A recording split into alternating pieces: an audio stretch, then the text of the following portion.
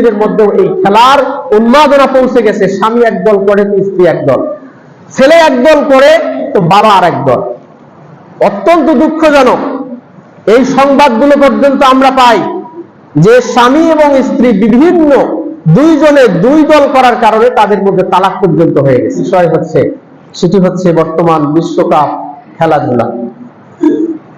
এই বিশ্বকাপ খেলাধুলা এটি অত্যন্ত জোরালো ভাবে সারা পৃথিবীতে আলোচিত হচ্ছে। বিশ্বকাপ জ্বরে সারা পৃথিবী আক্রান্ত।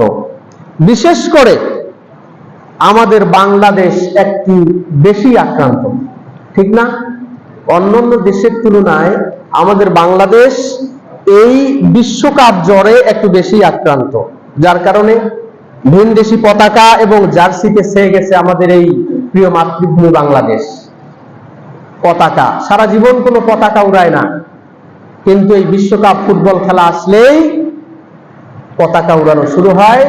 ভিনদেশীদের পতাকা, যাদের সাথে মুসলমানদের কোনো সম্পর্ক থাকার কথা না, যাদের সাথে মুসলমানদের যুগের পর যুগ ধরে শত্রুতা, সেই মানুষগুলোর বা সেই দেশগুলোর পতাকা আজকে এই মুসলিমরা উড়ায়।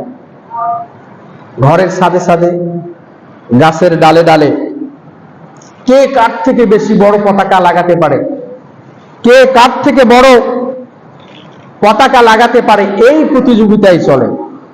এবং এই পতাকা টানাতে গিয়ে আমরা প্রতিবারেই শুনি যে এই পতাকা টানাতে গিয়ে অমুক জায়গায় যুবক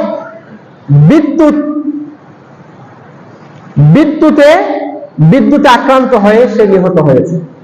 আমরা গত কয়েকদিন আগেই শুনলাম, মঙ্গলবার সম্ভবত মানিকগঞ্জের সদর উপজেলায় ব্রাজিলের পতাকা টাঙাতে গিয়ে বিদ্যুৎ স্পৃষ্ট হয়ে ফয়সাল হোসেন নামে 17 বছরের এক যুবক নিহত হয়েছে।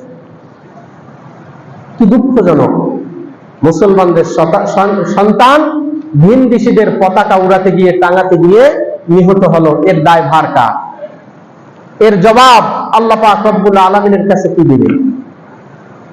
প্রিয় উপস্থিতি, অথচ এই বিশ্বকাপকে আয়োজন করেছে মার্কিন যুক্তরাষ্ট্র, এবারে মেক্সিকো এবং কানাডা। এই 3টি দেশে এই বিশ্বকাপ ফুটবল খেলা হবে। সেই খেলা হলো কত দূরে, আর বাংলাদেশের মানুষ তার আগে থেকেই কি ধরনের প্রস্তুতি? প্রিয় উপস্থিতি, আমি মনে করি যেই উন্মাদে বাংলাদেশ মেতেছে, এই উন্মাদনা যদি দিনের জন্য থাকতো, পরকালের জন্য থাকতো, আমি বিশ্বাস করি প্রত্যেকটা মানুষকে আল্লাহ পাক রব্বুল আলামিন জান্নাত দিবেন। যেই রকমের যুবকরা আজকে পাগল হয়ে গেছে এই খেলাকে নিয়ে, আমি মনে করি যে পরকালীন জীবনের জন্য যদি এই ব্যস্ততা হতো, এই প্রস্তুতি হতো, আল্লাহ পাক রব্বুল আলামিন আমার মনে হয় সকল মানুষগুলোকে ক্ষমা করে দিতেন। আল্লাহ পাক রব্বুল আলামিন আমাদের সকলকে পরকাল মুখী হওয়ার তৌফিক দান করুন, আল্লাহুম্মা। প্রিয় উপস্থিতি, এই খেলা আজকে চলে গেছে পড়ার টেবিলে, অফিস আদালতে, হাট বাজারে, খেতে খামারে, কৃষকদের ঘরে, কৃষকদের জমি বাড়িতে পর্যন্ত এই খেলা পৌঁছে গেছে। স্বামী এবং স্ত্রীর মধ্যেও এই খেলার উন্মাদনা পৌঁছে গেছে। স্বামী একদল করে তো স্ত্রী একদল, ছেলে একদল করে তো বাবা আর একদল। অত্যন্ত দুঃখজনক এই সংবাদগুলো পর্যন্ত আমরা পাই যে স্বামী এবং স্ত্রী বিভিন্ন দুইজনে দুই দল করার কারণে তাদের মধ্যে তালাক পর্যন্ত হয়ে গেছে। তালাক পর্যন্ত হয়ে গেছে। প্রিয় উপস্থিতি, অথচ সংখ্যাগরিষ্ঠ বাংলাদেশ, এই বাংলাদেশের মুসলমানদের জন্য এরকম পরিস্থিতি, এটি একটি হতাশাজনক। এটি আমাদের জন্য কঠিন একটি পরকালীন জীবনের জন্য চরম একটি বার্তা, যা আমরা প্রতিনিয়ত এই জাহান্নামের দিকে এগিয়ে যাচ্ছি। আল্লাহ পাক রব্বুল আলামিন আমাদের সকলকেই এই জাহান্নামের পথে এগিয়ে যাওয়া থেকে বিরত রাখুন, আল্লাহুম্মা আমিন। প্রিয় উপস্থিতি, এই বিশ্বকাপকে কেন্দ্র করে আপনারা হয়তো বলবেন যে এই বিশ্বকাপ নিয়ে কেন আপনারা এত মাথা ব্যথা? প্রিয় উপস্থিতি, দুনিয়াতে যেই কয়েকটা কাজকে বেশি ঘৃণা সহকারে দেখা হয় তার মধ্যে একটা হচ্ছে ব্যভিচার। মুসলিমরা সব থেকে ঘৃণা ভরে যেই জিনিসটাকে দেখে তার মধ্যে একটা হচ্ছে ব্যভিচার, পতিতাবৃত্তি। এই বিশ্বকাপের আয়োজনকে কেন্দ্র করে তথাকথিত বিনোদনের নামে এই নোংরা শিল্পকে, এই পতিতাবৃত্তিকে, এই ব্যভিচারকে প্রশ্রয় দেওয়া হয়। এত বেশি প্রশ্রয় দেওয়া হয় যে 2006 সালের বিশ্বকাপকে কেন্দ্র করে যেই পরিমাণ পতিতাবৃত্তি হয়েছে, যেই পরিমাণ ব্যভিচার হয়েছে, যেই পরিমাণ জেনা হয়েছে, তৎকালীন সময়ের স্বয়ং যুক্তরাষ্ট্রের পররাষ্ট্রমন্ত্রী বলেছিলেন যে বিশ্বকাপের পতিতাবৃত্তি নিয়ে আমরা উদ্বিগ্ন। মানে এত বেশি পতিতাবৃত্তি হয়েছে যে তারা পর্যন্ত এটাতে উদ্বিগ্ন, তারা পর্যন্ত এটাকে ভালো চোখে দেখেনি।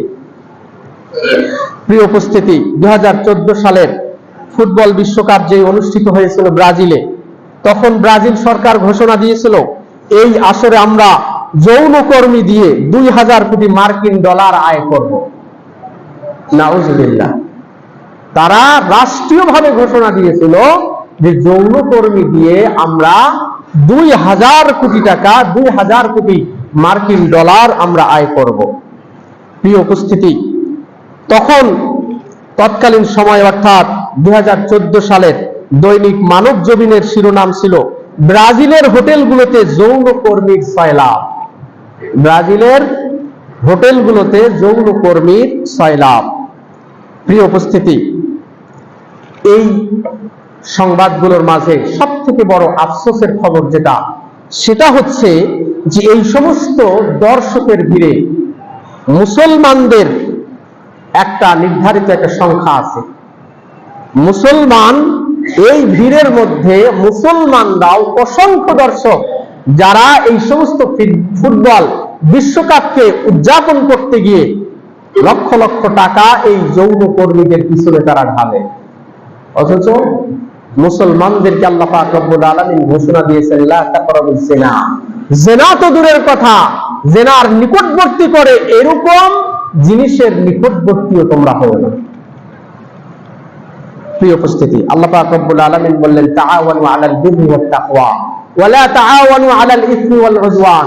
তোমরা ভালোর কাজে সহযোগিতা করো, পাপের কাজে তোমরা পরস্পরকে সহযোগিতা করো না। অথচ আজকের মুসলমানরা পাপের কাজে সহযোগিতা করার জন্য ব্যস্ত হয়ে গেছে। প্রিয় উপস্থিতি, যদি একটু আমরা হিসাব করি, গতকালকে প্রথম ম্যাচ ছিল ফুটবলের, অসংখ্য যুবক গতকালকের সেই ম্যাচকে উপভোগ করেছে। গতকালকে উদ্বোধনী অনুষ্ঠান ছিল, অসংখ্য যুবক মুসলমানেরই সন্তান এই উদ্বোধনী অনুষ্ঠানটাকে উপভোগ করেছে। এটি লজ্জাজনক, এটি মুসলমানদের জন্য চরম লজ্জাজনক যে মুসলমানের সন্তান হয়ে রাত্রি জেগে অমুসলিমদের সেই খেলাগুলোকে উদযাপন করে, টিভির সামনে ঘন্টার পর ঘন্টা বসে থেকে এই সমস্ত খেলাগুলোকে উদযাপন করে। সংখ্যাগরিষ্ঠ মুসলমানদের দেশে বিক্রি হয় আর্জেন্টিনার পতাকা, বিক্রি হয় ব্রাজিলের পতাকা, বিক্রি হয় আর্জেন্টিনার জার্সি, বিক্রি হয় ব্রাজিলের জার্সি। এবং এই দুই দেশকে, বিশেষ করে এই দুই দেশকে কেন্দ্র করে অসংখ্য যুবকের মধ্যে মারামারি পর্যন্ত হয়ে যায়। যদি এটিকে কেন্দ্র করে কেউ নিহত হয়ে যায়, তো তার জন্য তো কোনো রকমের বলার অপেক্ষা রাখে না যে তার ঠিকানাটা কোথায় হবে। আল্লাহ পাক রব্বুল আলামিন আমাদের সকলকে এই সমস্ত বিষয় থেকে হেফাজত